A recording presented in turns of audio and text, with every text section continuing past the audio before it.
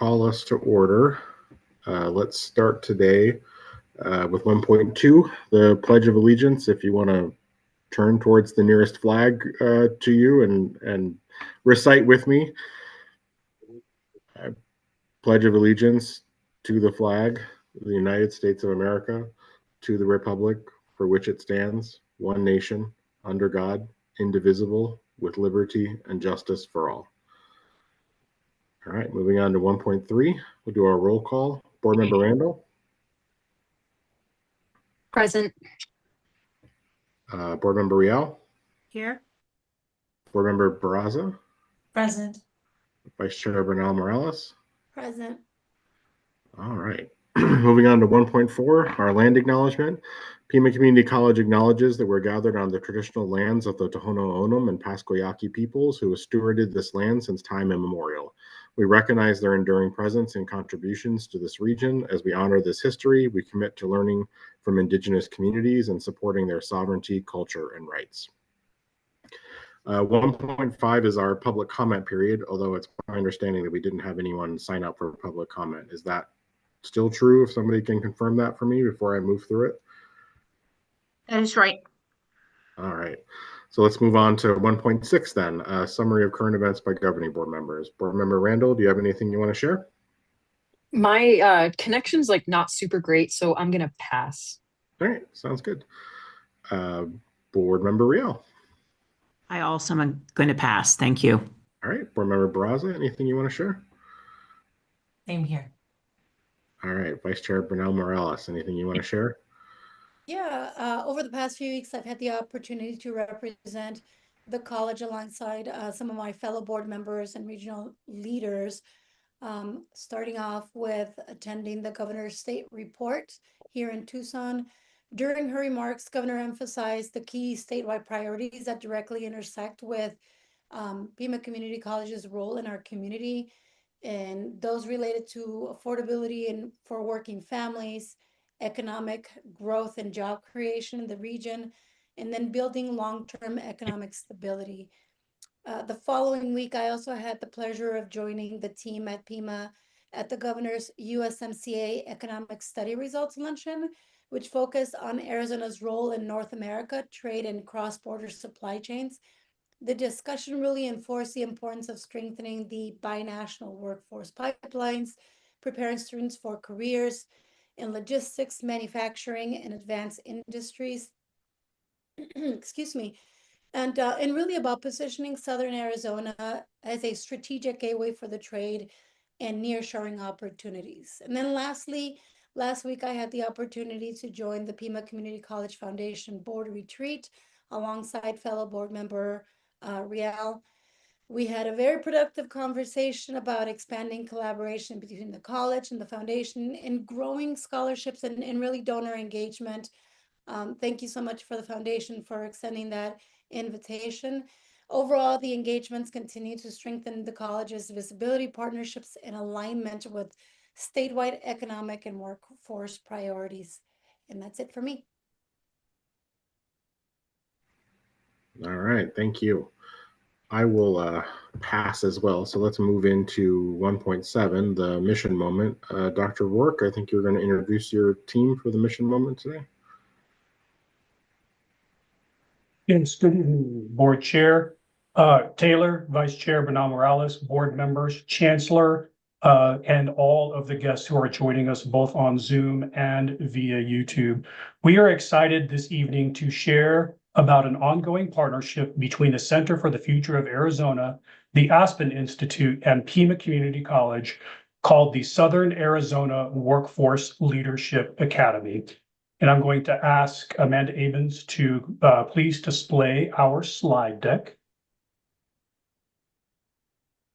And for those who aren't aware, my name is Ian Rourke, and I serve as our Provost and Executive Vice Chancellor, and have been working on and affiliated with this particular initiative since 2021, whenever in the city of Phoenix, the original Workforce Leadership Academy sponsored by the Aspen Institute rolled out across a number of the United States major markets like Los Angeles, Phoenix, and other major metropolitan areas. whenever I learned about this Workforce Leadership Academy sponsored by the Aspen Institute, really was interested in seeing if we could launch something similar here in Southern Arizona. And at first, the answer was no, until our partners from the Center for the Future of Arizona reached out to Pima and asked that we partner with them and the Aspen Institute in bringing this Leadership Academy to Southern Arizona. And our approach was going to be very similar to all of the other Workforce Leadership Academies sponsored by the Aspen Institute, in that we use their curriculum. And we have facilitators, two of whom you will hear from this evening, to lead what are called the Aspen Fellows through a leadership development process focused on workforce development. Our approach was really looking at all of the regional plans that we have from our various workforce and economic development entities across the region, and seeing if we could empower fellows with the opportunity to take those plans to the next level and come up with capstone projects that really focused on implementing specific deliverables from such things as the Pima County Economic Development Plan, the Chamber of Southern Arizona's strategic plan, formerly known as Sun Corridor Inc., and so on and so forth. And that concept was agreed to by both the Center for the Future of Arizona and the Aspen Institute. Even further, we really wanted to focus on developing the next generation of workforce development leaders, with an emphasis on individuals who may be working in workforce development now, but are preparing for roles similar to those that, for example, Amanda Avens holds as Assistant Vice Chancellor of Workforce Development, or as I held at the time, Vice Chancellor of Workforce Development. Out of those conversations, we were accepted by the Aspen Institute to be a part of the second round of the Workforce Leadership Academies that were launched nationwide. And our original launch was in 2023. We have since finished our second cohort, which is in 2025. We alternate every other year, as we will hear more in the presentation why we do that. And so it's a very much an honor and a privilege for the college to be joined by such excellent organizations as the Center for the Future of Arizona, known statewide for their work in workforce development, as well as the Aspen Institute, known nationally for its work in workforce and economic development, to host the Southern Arizona Workforce Leadership Academy. I now serve on what's called the Advisory Council for the Academy, which includes a number of people and entities across Southern Arizona that are widely known, and I'll read out a couple of them, such as Rob Elias, President and CEO of the Tucson Hispanic Chamber of Commerce, Mark Gaspers, who is on the Workforce Arizona Council and also an executive with Boeing, Todd Yeager, Superintendent of Amphitheater Public Schools, Ted Maxwell, President and CEO of the Southern Arizona Leadership Council, and more, who really advise the Academy on what we should be focusing on with respect to workforce and economic development issues. These academies also come with a cost. And so I would like to thank the financial funders who were a part of supporting both cohorts, and that includes the Thomas R. Brown Foundations, South 32, APS, and the Community Foundation for Southern Arizona. With that introduction, I'm going to turn it over to our guest, Holly Kurtz, who is the Vice President or the Director of Workforce Development for the Center for the Future of Arizona. Holly, thank you for joining us this evening. Thanks, Dr. Ark, and thanks for the almost promotion there. That's all right. Again, I'm Holly Kurtz. I'm the Director of Workforce Development with the Center for the Future of Arizona. We have just cherished our partnership with Pima Community College over the two cohorts that we've had in 2023 and 2025. I'm briefly going to highlight what the curriculum is that we take the fellows through in a 10-month program. As Ian mentioned, this is a proprietary curriculum from the Aspen Institute that Amanda and myself have been certified in to be able to deliver. What we love about this curriculum is, while it is a standard curriculum, we can localize it, regionalize it to what's important for Southern Arizona. And that's the ability to be able to bring in our advisors and other local partners, as well as state partners, to talk about workforce development. This is what we call, as Wendy will remember, and Carla when she was a fellow, this is what we call the swirl. And rather than this being a sequential learning program over 10 months, it integrates these learning objectives throughout the program. So whatever topic we're on, we're always going to come back to systems thinking. We're always going to come back to inclusion. We're always going to come back to what's the importance of data in terms of informing our thinking. One of the newer areas with this cohort was worker voice. How do we bring worker voice into this work? And so this is what we follow for the 10-month curriculum. We have 2 sessions a month, a 5-hour learning session, and then a 3-hour collaborative working session, where, as Ian said, they work on capstone projects that culminate in a stakeholder event in November that are presented to the community and stakeholders to try to elevate what some opportunities that have been identified in the workforce development system might be to make changes at the systems level. And we had 4 great presentations this year. If you're ever interested in looking at them in depth, they're on the Center for the Future of Arizona website, their presentations and their 1-pagers.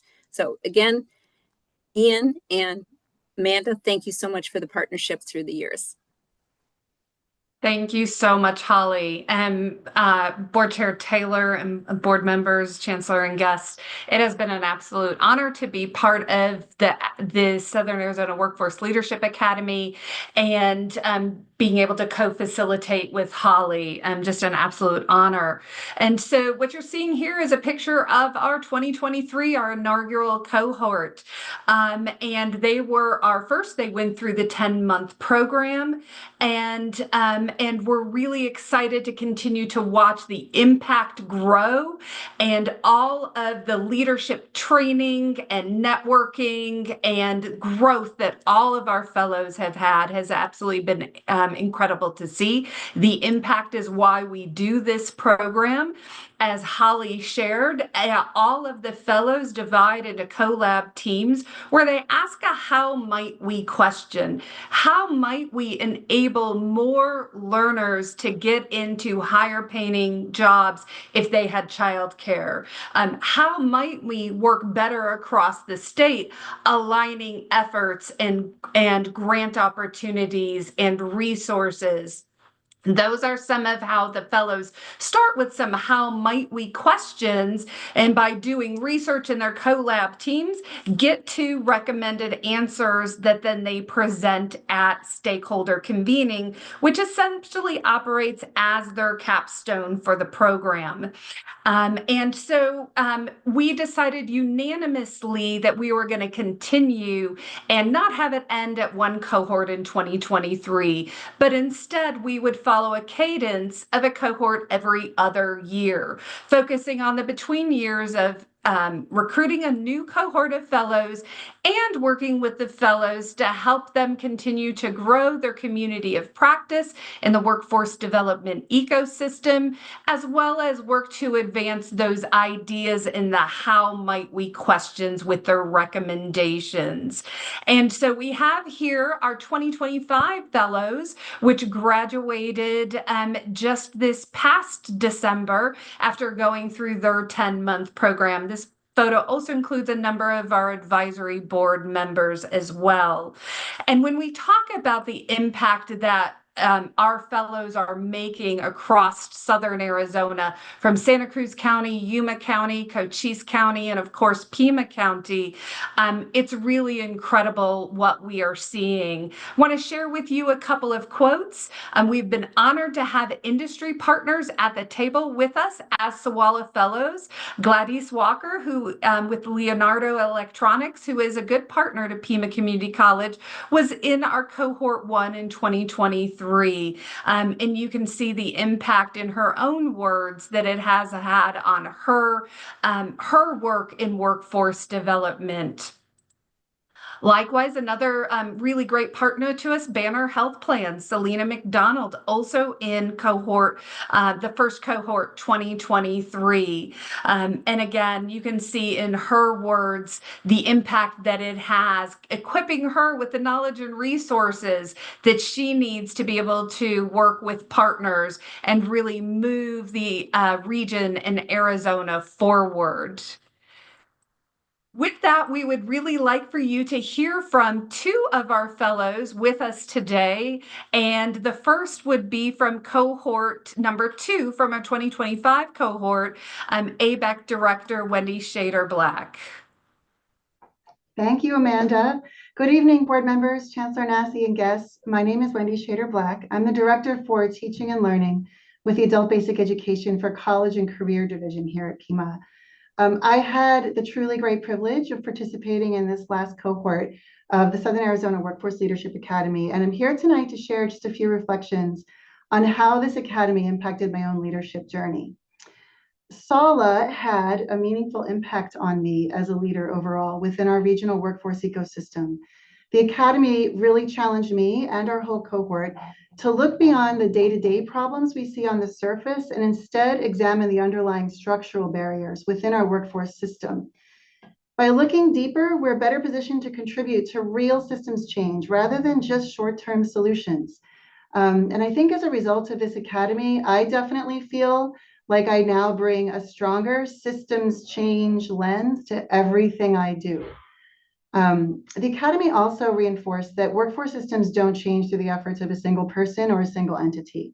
Real change requires collaboration across education, government, business, social services, and community. SALA really brought together leaders representing all of these areas and demonstrated the importance of building trust through relational leadership. I think that was a really unique aspect of this program that I think had a great impact on all of us in the cohort. The Academy's open, supportive environment allowed us to engage in honest dialogue. We challenged one another's thinking, and we definitely worked through disagreements, but always with respect. As a result, I think we accomplished more together. We built lasting relationships, we built friendships, and I think we truly became a really connected cohort. Through this experience, I think I've become more intentional about how I communicate, how I build trust across sectors, and how I create space for collaboration. The Academy reinforced that strong relationships aren't secondary to the work. They are essential to achieving meaningful and lasting impact. One of the most powerful components of the Academy for me was what Amanda referred to with a collab project. So my team explored how we might remove barriers to the workforce by addressing the childcare gap.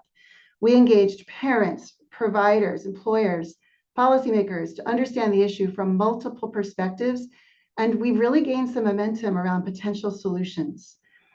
So although the Academy is already concluded, our team is actually choosing to continue the work and is reconvening this month to begin organizing a stakeholder summit focused on expanding access to quality childcare. The Academy also reinforced my commitment to equity, access, and policy engagement. And I think it really influenced my decision to apply for and begin a State Advocates for Adult Education Fellowship through the Coalition on Adult Basic Education, representing the state of Arizona. So just to wrap up, I'd like to close by expressing my sincere gratitude to Amanda Abens and Holly Kurtz, two incredibly inspiring leaders. And thanks to Pima Community College for supporting my participation in this outstanding academy. SALA is a powerful investment in developing connected leaders who can drive meaningful change across Southern Arizona's workforce ecosystem. And I truly hope this opportunity continues for future leaders. Thank you. Thank you so much, Wendy, for all that you did in the Academy and your collab and for sharing your experience with us today. I would also love to ask if our board vice chair, Carla Bernal Morales, would honor us with a few words about her experience from cohort 2023 as a fellow. Absolutely. I could not speak more positively about such a great leadership program that we have. I would like to echo, for the sake of saving time, I would like to echo everything that Wendy said, everything. I feel it wholeheartedly. It really provided the opportunity to engage directly with regional partners and workforce leaders and educators and policymakers to have a better understanding of real life challenges and the opportunities that we face and that our talent pipeline faces. This experience really, well, I'll say this, to do it more organically. I did this program in 2023, and it really helped encourage me to take more of a leadership role. And I will say that in 2024, I became a member of the governing board of the Pima Community College Governing Board. So I'm not saying that you'll get that particular experience exactly the same, but it definitely did help me have a better understanding, a better grasp of the areas that needed support in our community. But the one thing that I will say that it was incredibly an incredible experience for me. The expansion of my network, the connections that I had, and this organic and authentic relationship building that happened because we were all like-minded professionals that wanted to do better, that wanted to be better for our community, to create that impact. And the program being ran by somebody like Amanda and Holly and the organizations involved like Pima College or the Center for the Future, it was just such a perfect match and such a phenomenal experience for us, both on a personal and professional level. I remember being part of graduation saying, how do we keep this going? How do we keep the momentum going? Because it was so impactful for me, both not just professionally, but personally. And I will tell you this, every single person that was in that picture in that cohort is still somebody who I speak to on at least at minimum at a monthly basis. We still connect, we still work together, and we still collaborate and share ideas on how do we make our community better. So I couldn't be more thankful and more appreciative for that experience. Thank you so much, Vice Chair Morales. You and Wendy and all of your fellows do Holly and I just incredibly proud and make every moment worthwhile. Thank you for the impact that you all make every single day. Thank you, Governing Board, for the opportunity to share this mission moment with you.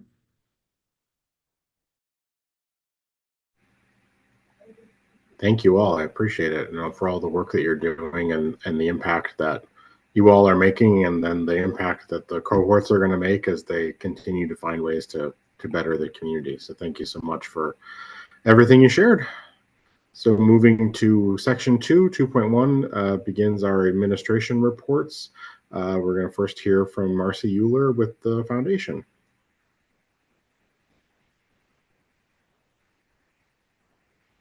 Good evening. Can you see my screen? It's coming. Yep, there we go.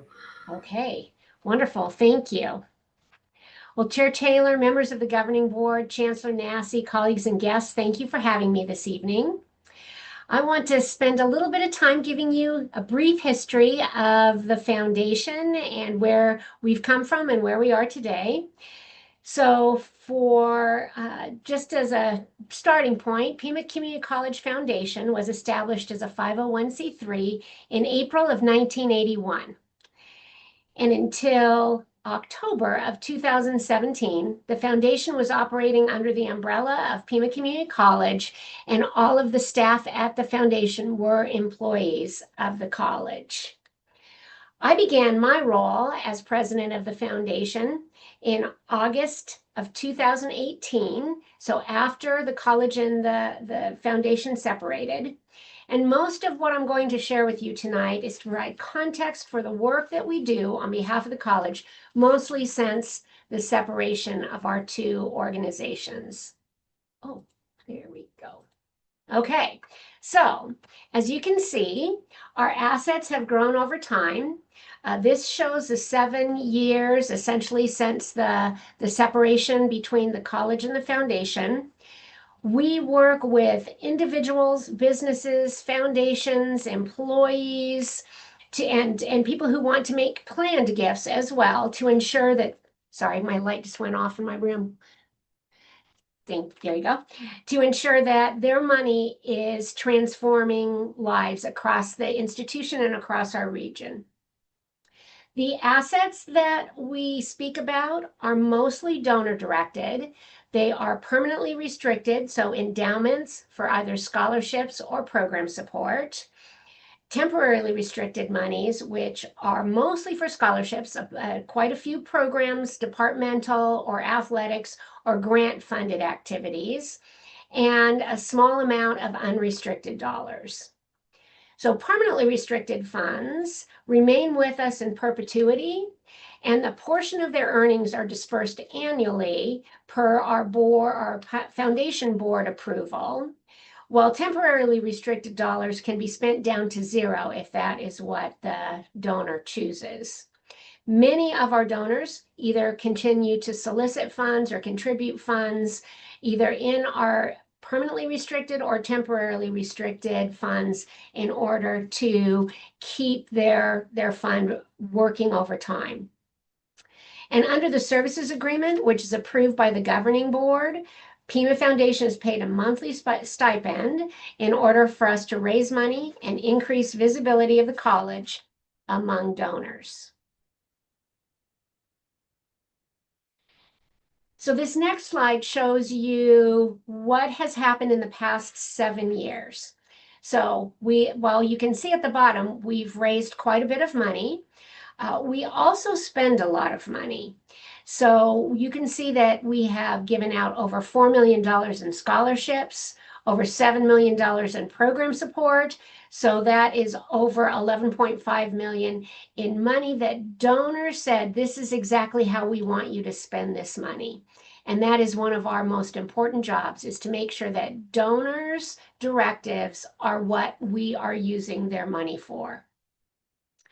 So one thing to kind of give a little bit of perspective, in 2018, when I arrived, we were collecting approximately $300 a pay period in payroll deduction. And as of our last payroll from Pima Community College, nearly $1,750 per pay period has come in. And again, those are all monies that are going to a fund that an employee wants it to support. Another important thing to note is that in December of 2021, the Connie Hillman Family Foundation came to us with a challenge to raise $10 million in new money for the college. And with that raise, we would be honored to receive a 50% match on those dollars for an additional $5 million to support all of the different things that are happening at the college. And to date, we've raised over $8 million, and that match period ends November 30th, 2026. So we're going to dive into last fiscal year, so the year ending June 30th of 2025. So this was just the past fiscal year. So we dispersed of $764,000 in scholarships to over 735 students, and $1.5 million in program expenses. The thing about the scholarships that is really exciting is the prior year, it was $530,000 that we had distributed. So we gave out almost $250,000 more, not quite. And we are on track to do more of the same this year. The services agreement, you can see last year, the services agreement revenue that we brought in, that covers some, but not all, of our salaries, wages, taxes, and benefits. And so again, a little bit of context. Until 3 years ago, my team did not have benefits. Our benefit was that we were closed when the college was closed. We did not have health or dental or any of those kinds of things. And now we have been able to do that. And so that has really helped us in attracting and keeping a really talented staff. Currently, we have 8 full-time, 2 part-time staff, and tomorrow we have a student in the accounting program starting with us, in the Pima accounting program, starting with us as an intern. The other thing that we have, you can see it says Pima Foundation pays for all other expenses with unrestricted funds. So the things that we pay for that are outside of donor-directed expenses include community relations, the tables that you go to at different events around town, the communications that we are involved in, our office expenses, professional development, our audit and legal fees, as well as personnel that is not covered by the services agreement. So as of the end of last fiscal year, our portfolio was valued at $18.25 million with about almost nearly 11 million in permanently restricted or endowed funds, and temporarily restricted just under 7.5. We talked about the scholarship expenses that we dispersed that year. So let me tell you a little bit about what's happening this fiscal year. So far this fiscal year, we have dispersed $425,000 plus That was for fall semester alone in terms of scholarships. We are awaiting the invoices for spring term. We know that we have approximately $200,000 that is coming very soon. And we have a number of scholarships that are open until later this month. So I would anticipate that we are going to meet or exceed the $735,000 that we dispersed last year in this fiscal year. Oh, and we've raised $2.5 million too. That's a good thing. At the end of December, so 6 months into the fiscal year, our portfolio was at 18.9 million. Our endowed funds had risen to over 11, and our temporarily restricted funds to 7.5. Temporarily restricted will often go down because that's where we're spending most of the money on things that are particularly for athletics or different departmental funds. We have money at Vantage West, and our scholarships we've talked about a little bit. One of the things that's important about the $11.3 million in endowments is that is where that's perpetual money. We cannot spend the corpus on those funds, and that is allowing us to make sure that we have a steady stream of scholarship dollars or program support, depending on what donors indicated, that will help fund things well into the future. When I'm gone, the instructions will have to be followed what the donor wanted. We recently moved our investments to Bank of America, and we are consolidating our portfolio entirely under their management. Our finance committee reviews our investment policy statement annually, and our finance committee also reviews our monthly finances on a regular basis and reports that to our board. We also complete an annual audit. We are considered a component unit of Pima Community College, and that audit is provided to the State Auditor General annually. So plans for the future. Carla, thank you for the shout out earlier about the retreat that we had last week. We had a wonderful convening of the foundation board, our staff, colleagues across the college, as well as some governing board members. And this cross collaboration is critical to our continued success. And I'm grateful to everyone who participated, particularly Dr. Nassi, who's working to make this a priority across the institution.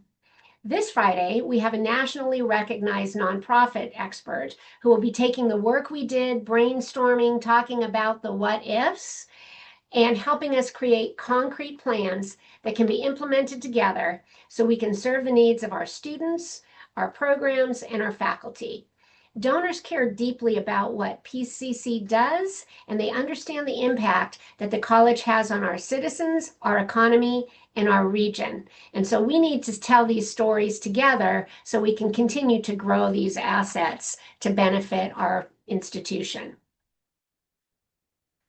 So some future goals. Hopefully very soon, in the next couple of years, we will be able to distribute over $1 million in scholarships. We hope our investment portfolio grows to over 25 million. By the way, we're at about 20.5 as of today.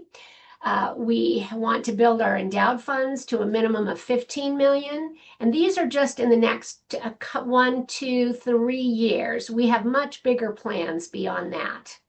We would love to have one building named, which would provide financial benefit to the college. We want to have room and space naming opportunities, again, financially benefiting the college, and to develop a process where people could endow positions or create, maybe they aren't endowed depending on what the donor wants, but most people understand an endowed chair that happens at other institutions to support deans, directors, or department heads. Oh, sorry, my light went out again because I'm not moving around enough. My lips are moving, but I am not, so it doesn't want to stay on. So my team is exceptionally proud of the work that they do to support Pima Community College. If there's anything that we can do to help connect potential donors to the institution, please let us know. We are happy to do that work. So with that, I am done with my comments and I would love to answer any questions that you might have.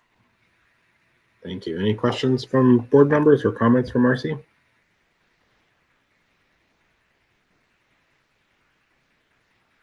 No, not hearing any. I just thank you. We appreciate the work that you do and all bringing the resources to help the college. And I really appreciate that new direction that you're talking about in terms of the ability to bring in more program support, whether it's through endowed or naming or whatever it might be, to help us bridge the gap between the public funds that in a lot of ways we've been losing over the last year or even the last decades, with state dollars dwindling and now federal dollars dwindling. I think the ability to bring private philanthropic dollars in to support the institution is going to be really critical for our ongoing financial viability. So thank you for the work that you do and your team does, and all your board members and everything else. Thank you. It's our pleasure. All right, so let's move on then to General Counsel Sylvan with a TRIO grants update. Good evening, everyone. In the board materials, there's a written summary that provides kind of some background on the TRIO grants, how they were discontinued, and efforts including litigation to challenge the decision to discontinue those grants. I'm not going to repeat all that. I just want to mention a couple of points about where we are, what to expect next, and then glad to address any questions that board members might have. So where are we? The college had 5 TRIO grants that were discontinued. There was litigation over those, and TRIO grants that were discontinued at universities and colleges all over the country. About 2 weeks ago, on January 16th, the federal judge who's hearing that case decided that the Department of Education had not followed the correct process to discontinue grants and had not applied the correct standards for discontinuing those grants, and has therefore ordered that the Department of Education reconsider its decision. At this time, there's no firm deadline set by the court for when that's going to happen, so I'm not quite sure when that will happen. And it's not a guarantee that we're going to receive additional funding because it's a reconsideration. So it's possible, and hopefully the Department of Education will change its decision, but it's also possible the Department of Education could decide that the initial decision was correct, and then we'll have to see where we go from here. So there's a lot of uncertainty at this point as to if or when the college might see a resumption of funding. But the positive news is that the college and other institutions in a similar situation kind of won the first round in the court, and at least have an opportunity to hopefully have that funding restored, but lots more to come in this story. Thank you. Good news, at least on the first step. Any questions or comments from the board for around TRIO?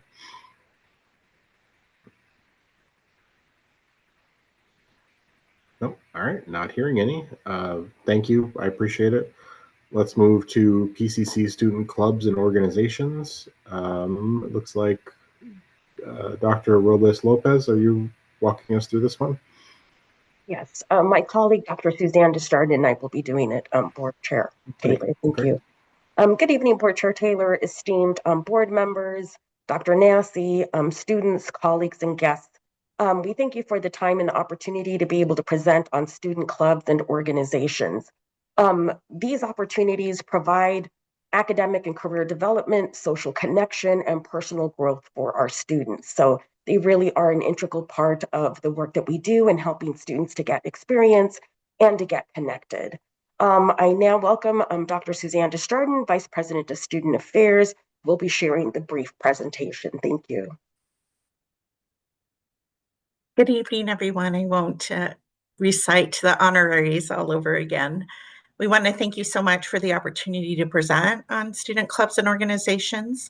Briefly, what we're going to cover is an overview of how student clubs and organizations work, what the role and function is of the club members and officers, advisors, in addition to funding and other support and services. And here are some amazing pictures of our students, our learners, who we are all here to serve. So Student Life, which comes under Student Affairs, has oversight for student clubs and organizations. You can see as reflected in the mission statement, and as Dr.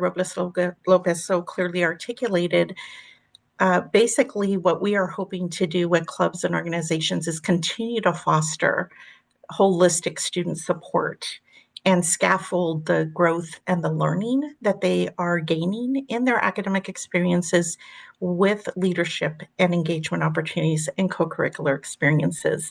And student clubs and organizations are one of the ways that we do that. So the way that it works is students decide if they would like to form a club or an organization. It does take 10 students to come forward. They put together a charter. They identify a full-time college employee to serve as a club advisor. And student clubs are open to all students at Pima who are currently enrolled. So this includes, it supports our No Wrong Door effort because it does include credit, non-credit, fast track, of course, adult basic education, all of our learners. The clubs do operate within the structure already existing within the college, and they do come under specific categories. So academic or pre-professional clubs are meant, again, to focus on helping the students prepare for the journey that they are undertaking through their academic preparation into their career development. Recreational or social, cultural, service and honorary, and of course, special interest. So what we have put together in Student Life is a club handbook. And in the executive summary, you all have links to all of this information. But the club handbook is very thorough. It does dive very deeply into the details that outline for students and the club advisors and the officers of the clubs. What are the roles? What are the responsibilities? What are the requirements of the college, the processes and the procedures that we need to follow? And so along the lines of resources, all newly established clubs are provided with seed money up to $200, and additional funding can occur through either student club fundraising and or if the club's mission aligns with the college mission. Academic departments and other departments at the college, including Student Life, can pursue other funding sources, again, to really kind of coalesce and bring together all the resources to ensure the co-curricular activities that the club may be leading align with the college goals and support that overall learning for all students. So student clubs are meant to be open to all students, even if the students are not choosing to be members. Any activities that are going on sponsored by a club, that includes following open meeting laws, are open to all students. And part of what we want to do as part of the leadership development of the clubs is teach them, if they are interested in fundraising, how that works and what that looks like. And that, again, is one of the really concrete life skills that students partake in when they participate in that. As mentioned, because many of the clubs have a focus that is aligned with college goals and do support academic development, we are able to often support and supplement club activities with additional funding. One of the platforms that we have available at the college is called Pima Engage. Again, in your packet, you have a link to this. This is how students or anyone in the public can search for the clubs that are currently active and available. So you can see from this screenshot, you would go to the Pima Engage platform. You would look up student organizations. And in this case, the first one that comes up is the academic pre-professional clubs. This is just a snippet of the clubs that are active and available. We did link a report from last year where we had 50 active clubs. This year, we're already exceeding 60 active clubs. And so again, the students are those who determine how active the club is, what the club areas are, and additionally, if funding is needed beyond what is provided. And with that, we want to open it up to any questions that you may have.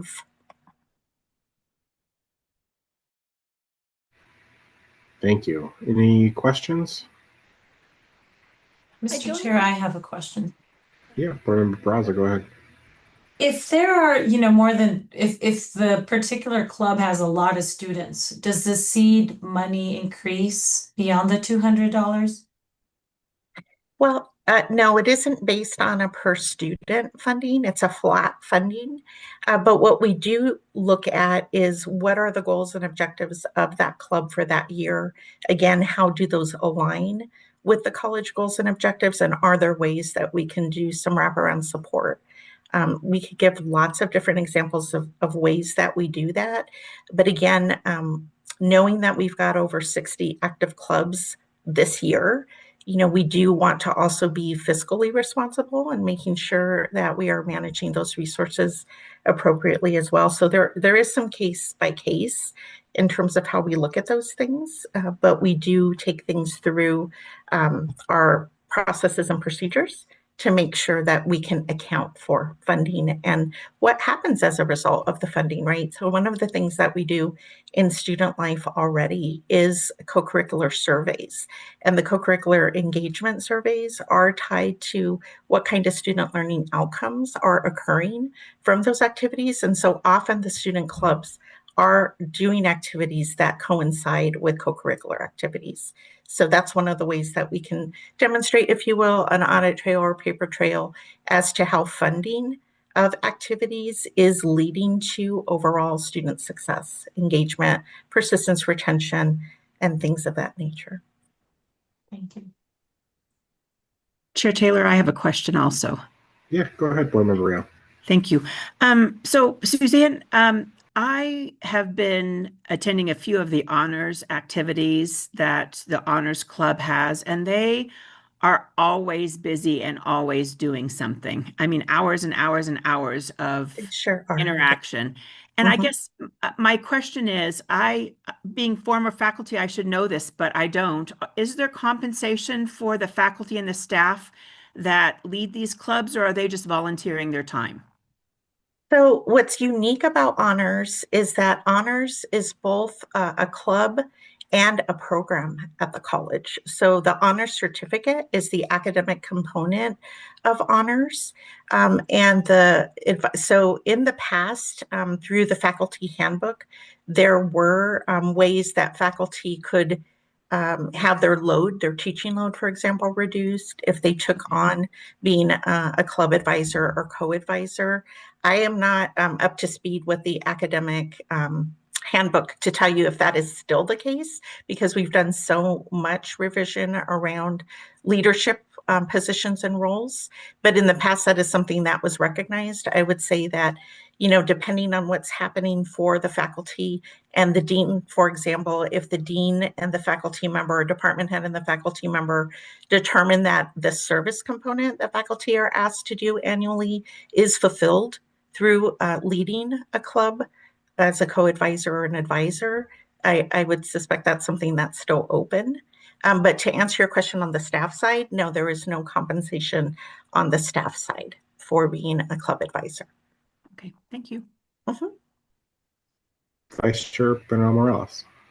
Hi, I actually just want to provide you all with a current live example of what this means for our students. So I had the great privilege as a community member in my previous role with the Arizona Technology Council to be approached by David Rojo, who is the president of the Rocketry Club, and asked for my help.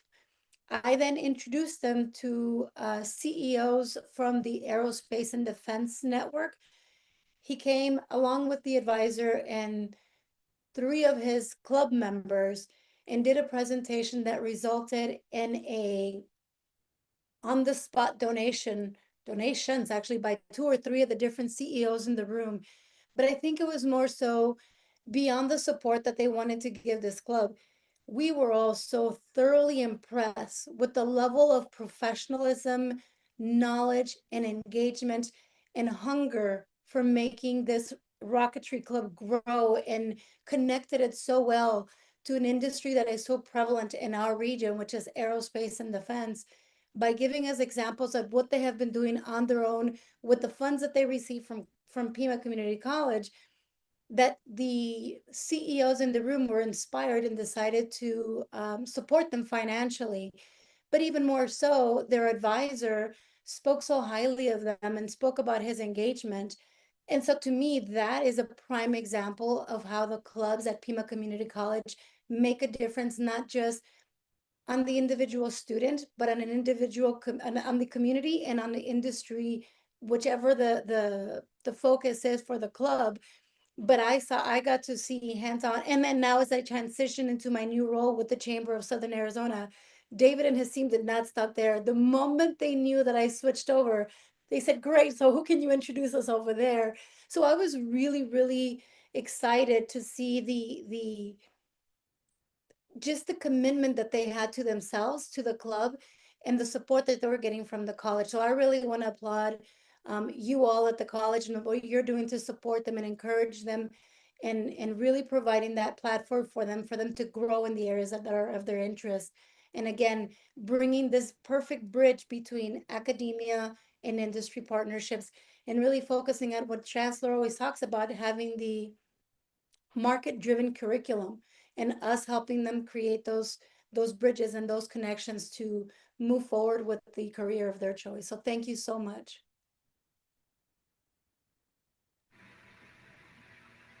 Thank you. All right, any other questions or comments? Thank you so much for that kudos. And I do want to also thank our student life team, Valerie Vidal-King, Juan Pablo Santillan, Saura Avalos, Nicole Federico, and Talea Temano, and Michael Lopez, because they are the true heroes in serving all of the student clubs and organizations. And speaking of the Rocketry Club, the science department led by Dr. Chris Caballo has also supported and secured funding from U of A for a grant. And one of the things that I skipped over, it was on the presentation and in the executive summary, but I didn't speak to it, is all students are eligible for travel funds, but we do specifically want to make sure the clubs and organizations know as a component of the professional development provided to them, not just through annual training, they're also eligible for travel funds. And so that particular club is being sponsored fully to attend a conference out of state to continue looking at praxis and research and best practices. And that's something that's not unique to just that club. There's many clubs that have that experience through the leadership and the work that they're doing. So thank you so much for that recognition and support. Thank you, everybody, to all your teams and all the support you're providing for our students. We really appreciate it. Is there any other questions or comments before we move on? No? All right. Well, the next item on the agenda is a progress report on a number of technological systems that we've approved funding for. There is not a presentation, but there is information included in the board packet, just providing an update for each one of those systems and where it is in implementation. And so I just wanted to pause for a moment here to see if there were any questions or comments from the board on any of those systems. There are individuals on who can answer those if you have any.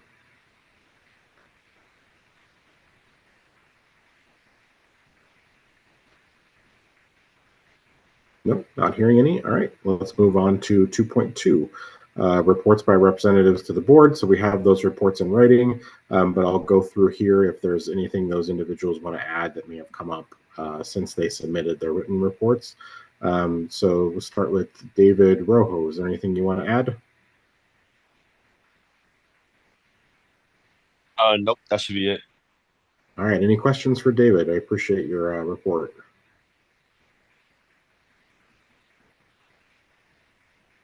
Nope, not hearing any. It's Sarah Kirchhoff, faculty report. Is there anything you'd like to add? Good evening. No, we have nothing to add. Thank you. Any questions or comments from the board? Nope, not hearing any. Sean Mendoza says no report for February on my thing here. So let's move on to the staff report from Don. That one also says no report.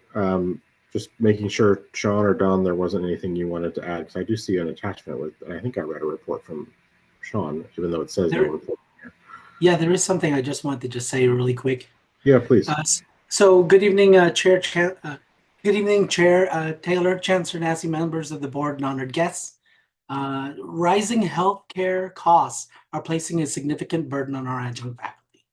Recent federal policy shifts, including expiration of certain ACA subsidies, have led some instructors to report expense increases of up to 300%.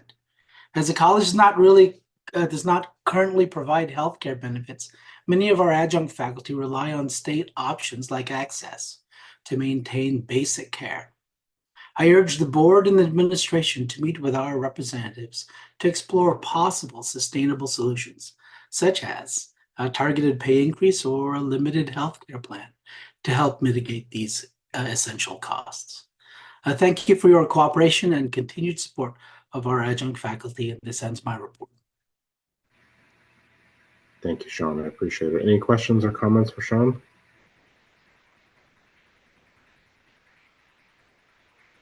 Nope, not hearing any.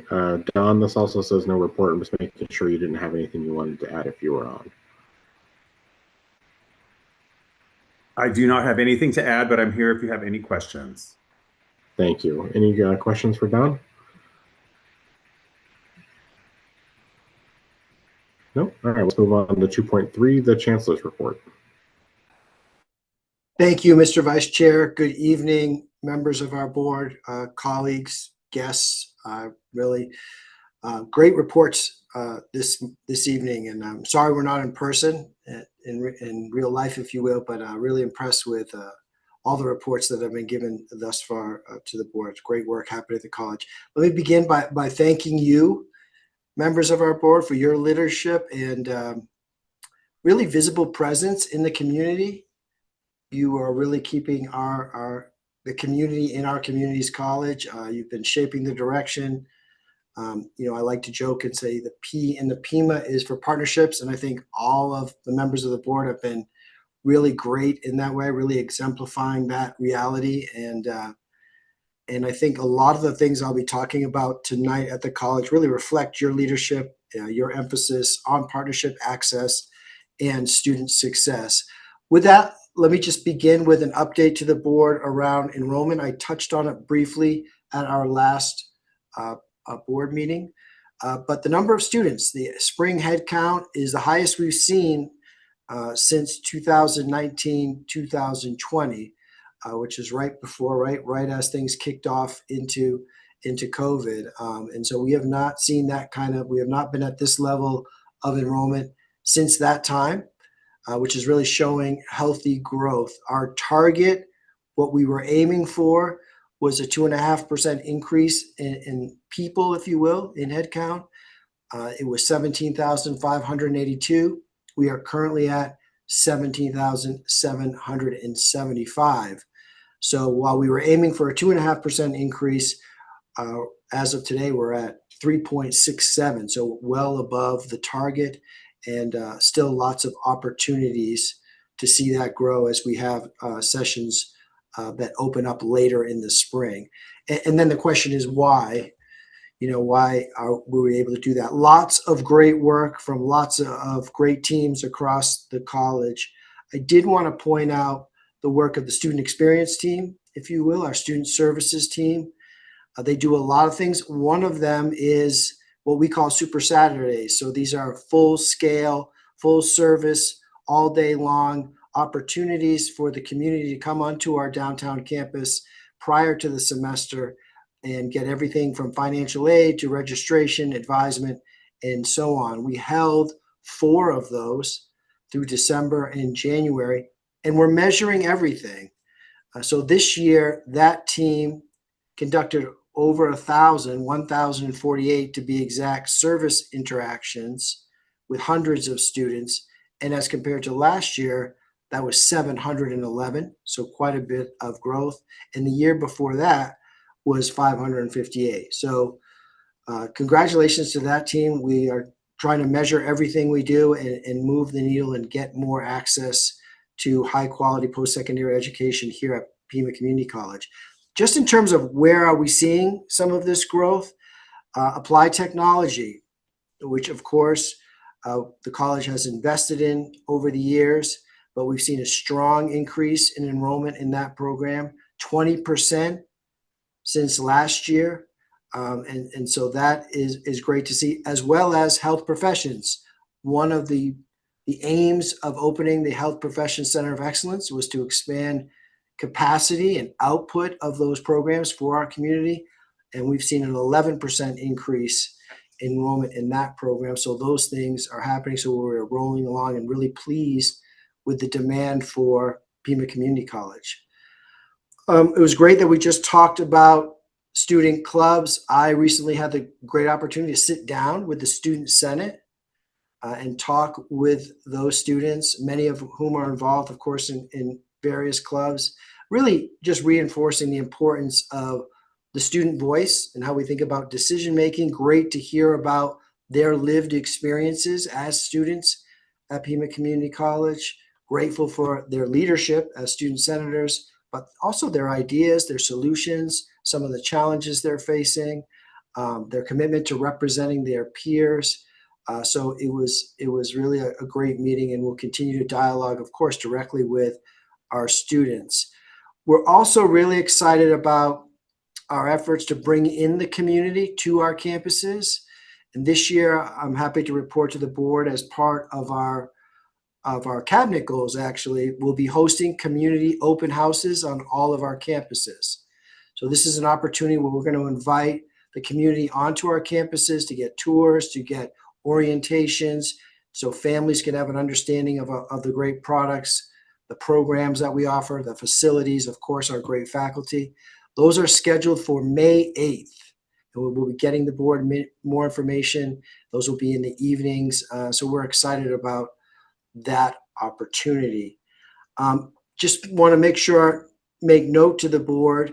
The board has asked for an update in terms of shared governance. So the All Employees Representative Council representatives, Michaela Hayes, as well as Dr. Conover, will submit a written report for the March board meeting in terms of where we are with shared governance. And also they're getting together, I think tomorrow, February 3rd, for their updates on that work. And they will present their information later this spring. Just an important note, PCC has received renewed certification as the Arizona Veteran Supportive Campus. And this is a designation from the state of Arizona that, in fact, the Arizona Department of Veteran Services is awarded for a 2-year period and serves as a state-level seal of approval that the college has been institutionalized specific support structures for service members, veterans, and their families. And so kudos to the VA team, our Veterans Affairs team here at PCC, for earning that designation. I wanted to also provide the board with an update on the AZ Promise funding. We received an allocation last year from the state of Arizona for $353,000. Up to today, we have distributed $232,000. So we are moving through those resources appropriately. The average award, give or take, is around $900,000. The max is $1,000. And so we're serving over 250 students. And this is really, really important in terms of advancing the work that supports our students, scholarships and so forth. This helps keep them in school. So we're grateful for that funding from the state of Arizona. And I wanted to make sure the board was aware of how we were using those funds. We also have our eye on C Campus. This remains a focus for us as we travel with members of our Board of Governors to Washington next week. Student childcare, you've heard it, when Marcy was giving her presentation. This continues to be an area of need for us. As we look at the federal budgets right now and some of the lobbyists, we think they look promising for C Campus remaining, as well as Head Start, for the opportunity for the college to apply for those funds. So we're keeping an eye on that. And as we apply, of course, we'll keep the board informed, but we are working on that effort. And something I don't talk enough about is sustainability at Pima Community College. Sustainability is an important priority for the college. It's reflected in our academic programming, our operations, our partnerships, certainly, that connect learning with community engagement. And I learned earlier this week that we are participating in the Urban Bird Treaty City. It's a national program with the U.S. Fish and Wildlife Service, and it really builds on existing collaboration we have with the Tucson Bird Alliance, especially on our West Campus. So it's kind of exciting. It's a new award, and we will be celebrating this designation on February 21st, and we will get that information out to the board so they can attend and celebrate. I also wanted to talk about, as several folks have done here this evening, our partnership with the foundation. We had a great retreat on Friday, and really about the idea of working together to meet some of the big challenges that we have. And you mentioned it, Greg, that, you know, we, in terms of funding, right, we need all hands on deck, and this is going to be, this resource development will be critical for the college in terms of student success. So we're really excited about the opportunity to get with the foundation, begin to think about the challenges, the opportunities, and really making this a mindset for everyone at the college. We're fortunate that so many in Southern Arizona and our region support the college, and then how do we leverage that to keep the good work going for the students and for our community. So thank you again for your leadership. I know it's only been, I think, less than 3 weeks since our last meeting, but lots of the great things happening at the college. Thank you for your advocacy coming up in Washington and all the time, and your continued commitment to Pima Community College. Thank you. Happy to answer any questions the board may have. Thank you, Chancellor. Any questions or comments for Dr. Nassi? Board Member Randall. Hi, I just had a question, not a question, sorry, a comment. Chancellor, I just really appreciate you bringing up about the sustainability. I know that in my personal life, I work for an environmental quality division, and I know that there are several folks that work with the college, and so I get to enjoy the college's efforts to be sustainable on both sides, and I'm just very grateful for that. Thank you. Thank you. Any other questions or comments for the Chancellor?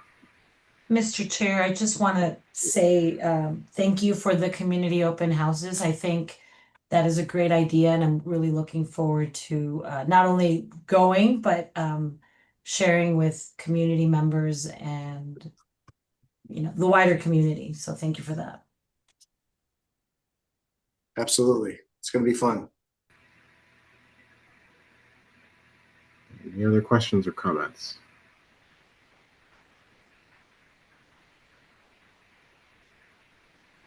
Not hearing any. All right, let's move on to section 3, which is just information items, and then move into section 4, which is our consent agenda. Is there a motion to approve the consent agenda? I'll move the item. Okay, is there a second? I hear it. All right, all those in favor, please say aye. Aye. Any opposed, say nay. All right, it passes unanimously. Moving into section 5, then we don't have any action items tonight. So requests for future agenda items. Is there any requests for future agenda items?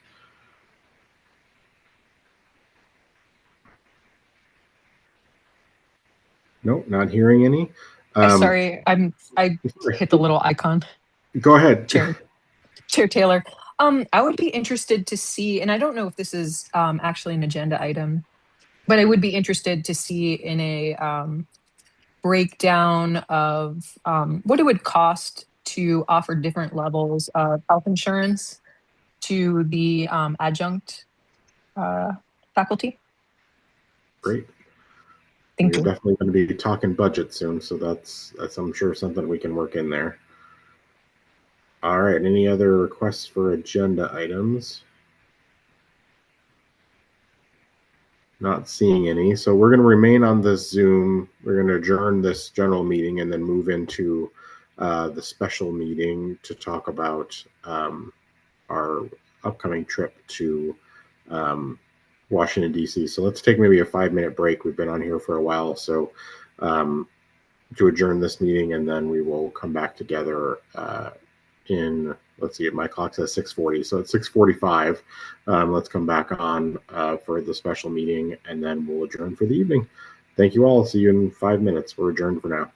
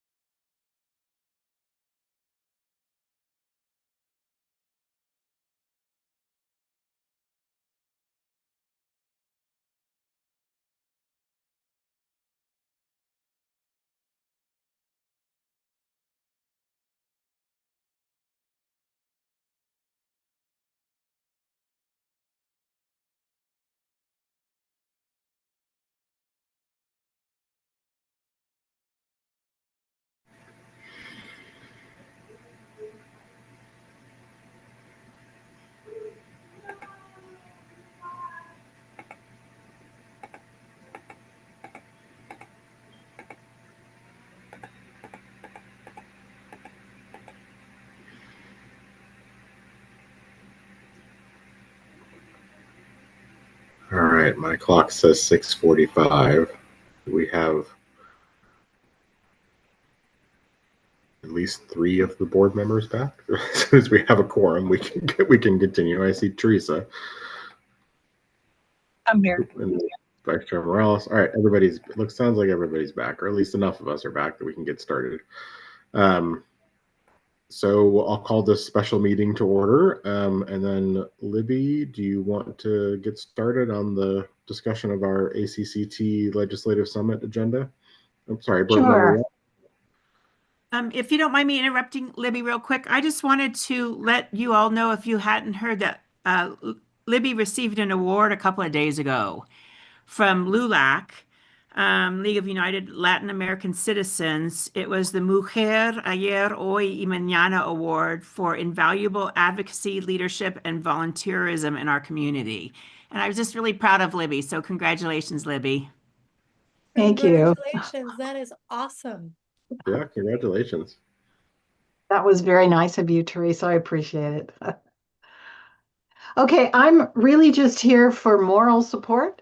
I have a couple of things I wanted to mention, though, before I turn it over to Joseph. So every year when we interview students to bring on this trip, we say, oh, we're going to really limit how many students we have. And then we interview one fabulous student after another. It is always hard to choose. And so once again, this year we had the same problem. So we're really excited about you meeting the students who will be going along on this trip. We actually are a little different this year. We have one person who is no longer a student. She recently graduated and is now working in the field that she trained for at Pima. So we're excited about that. Makes sort of a proof of the product, so to speak. The other thing I want to acknowledge is our wonderful federal lobbyist, Tracy Tucker.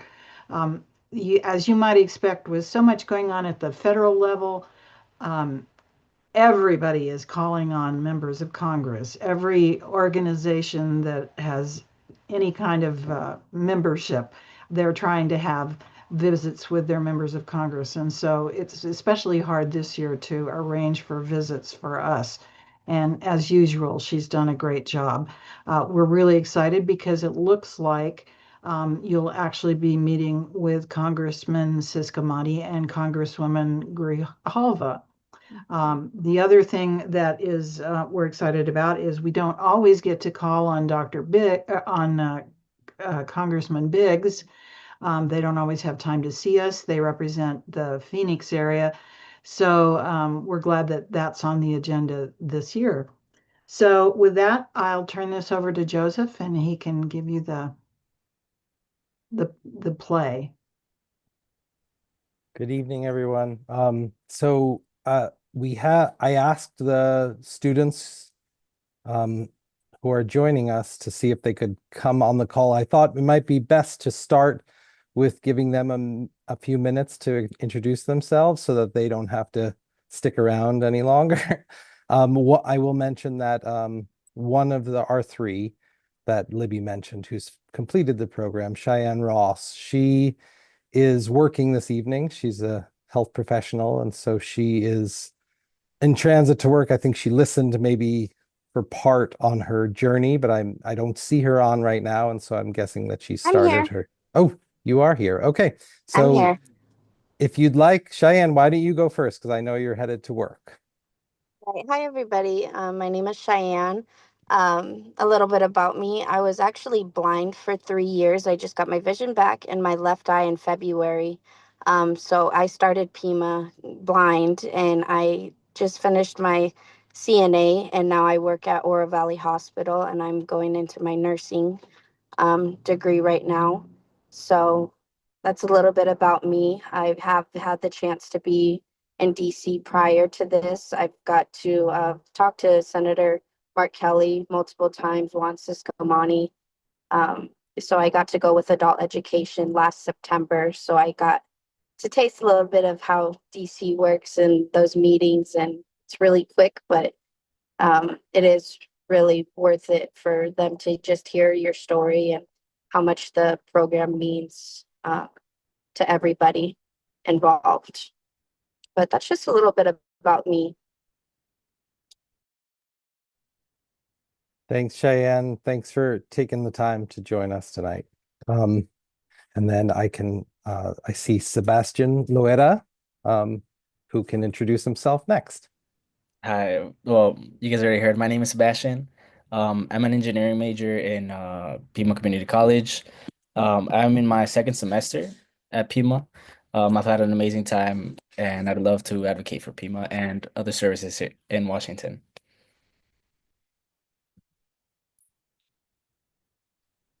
Thanks, Sebastian. And Sebastian is one of the two trio students who's actually be joining us on the trip. The other is Zamir Azizi, and many of you might recall Zamir, who is one of our student senators. Go ahead, Zamir. Thank you. Good afternoon, members of the board. I'm Zamir Azizi. I study computer science, cybersecurity. I am full-time college student at the University of Arizona, but I'm still part-time at Pima. I'm also an IT intern for one of the nonprofit organizations. I'm honored and proud and grateful that I was a trio first-gen student program member, and yeah, I'm very excited and I'm very grateful for this opportunity to go out there in the national level and represent students.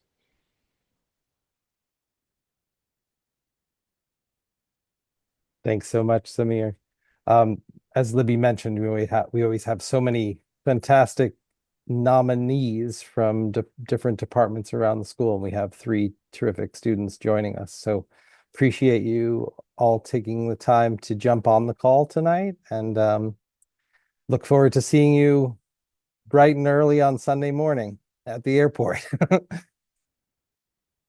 Enjoy your evening. If you have somewhere to go, you're welcome to stay if you'd like. But Thank you guys so much. Great. Thank you And so I will much. see you guys on Sunday.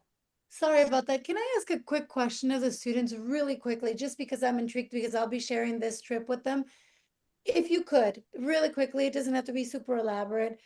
What is something that you would want to ask our legislators? I mean, I know that you guys are going to have scripts, so we're going to coach you, but what is one thing that you on a personal level would like to get from this visit that you want to ask our legislators? And if you don't have an answer, that's fine. Just putting some thoughts in your head for the future. I don't mean to put you on the spot, but I wanted to see if any of you were like, I'm going because I have this question. I would love to hear the answer. But if you don't, that's fine.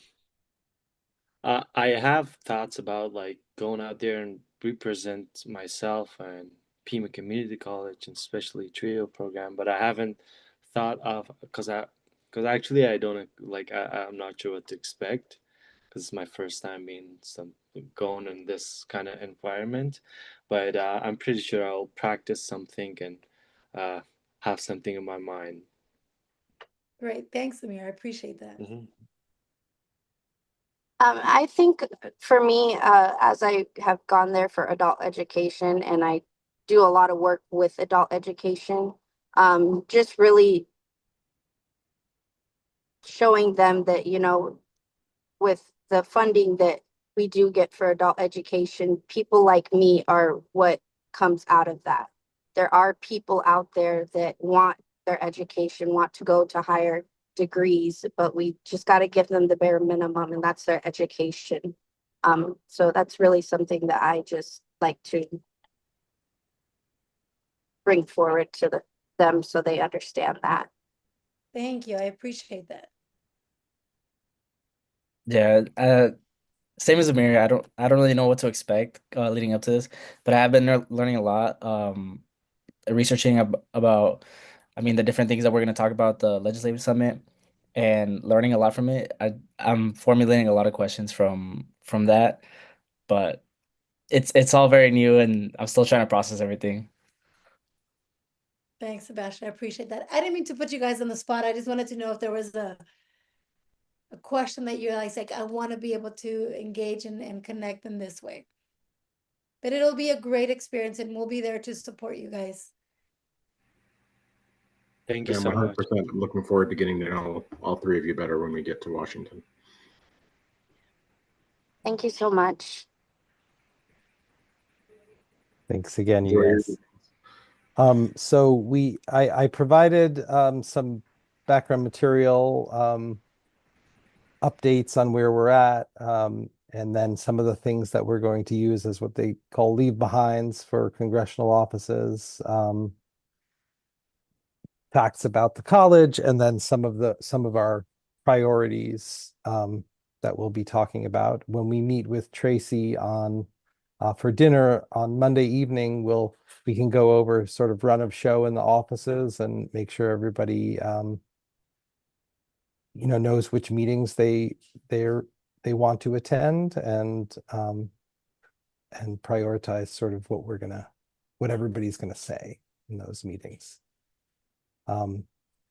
I wanted to, one of the things that's happening right now is that, there's a partial government shutdown today, right now.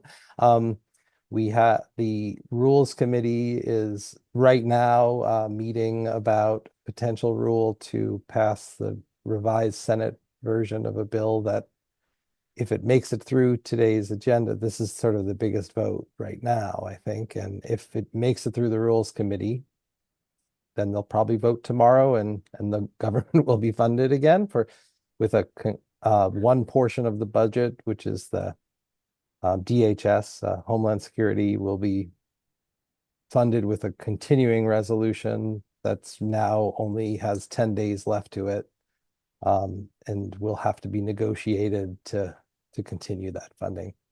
But ideally, the rest of the budget will be funded at that point. So the portion of the budget that includes government operations is already funded. It's not one of the things that's in the shutdown right now. And so it won't really, regardless of what happens tomorrow, it shouldn't interrupt our meeting schedule. But it's still, it will interrupt it in the sense that if they're still negotiating that, it will be tumultuous. The other thing I'll mention is that you may have noticed in the packet that was sort of incomplete as far as the meeting schedule. I think we're still in the process of landing some meetings. I think the schedule is in flux a little bit. And so we're, for many of the members of Congress, given recent events. And so we're still pinning down meetings, but a number of them are coming together, and that'll be Wednesday and Thursday.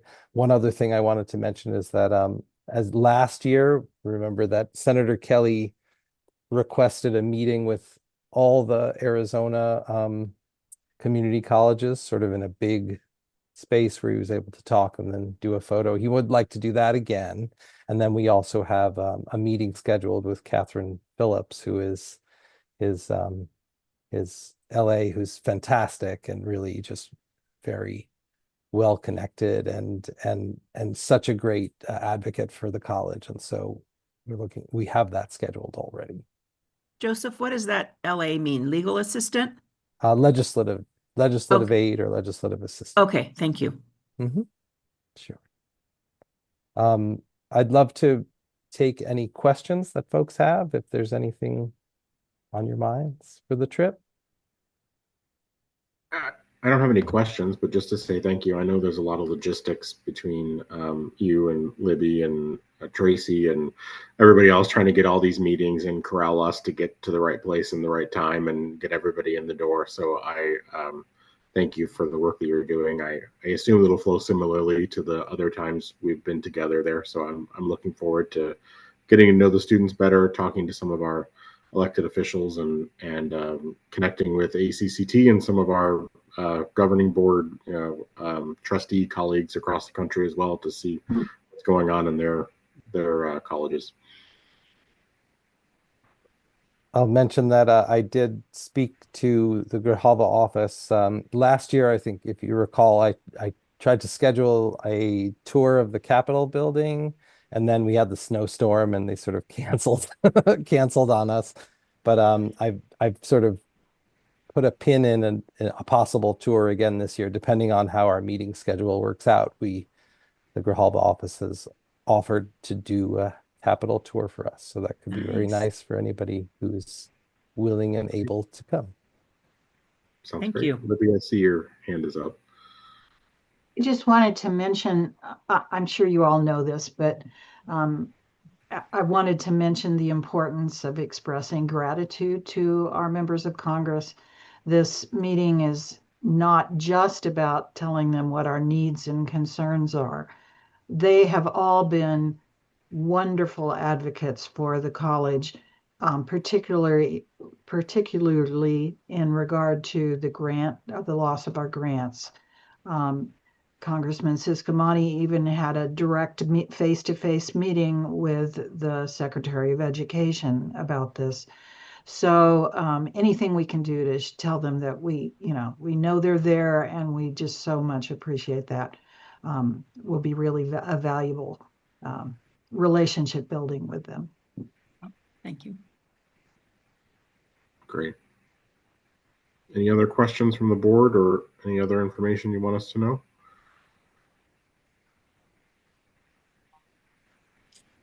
And me. No?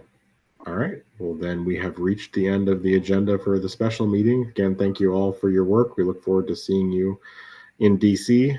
And with that, we will adjourn. Thank you all. Thank you. Thank you. Good night.